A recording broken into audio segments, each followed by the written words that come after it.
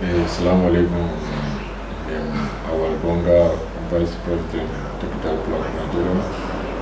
Belva Horejo,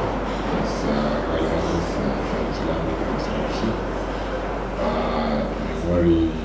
Yuki Garwa, Nam Holmongo, Fofo, Alaji Isa Hayatu,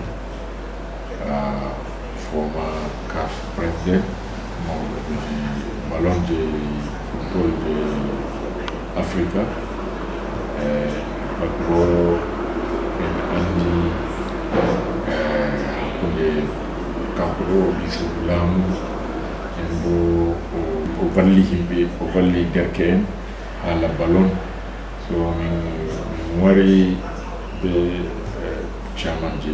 Capital Club Guadama, the Cadria, mi lambo o papara lambo mi lambo mi yalu mako mi depu mako be bikko mako ha le dikarwa ko andi alaji saati o balli Nigeria o balli Africa ha fijirde kosde football o balli bo ha wadu taskara bokati Nigeria wada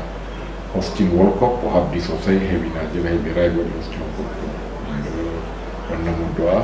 Allah yafumo Allah hinumo Allah hukuma aljana Ache saro mado Atamande ache tena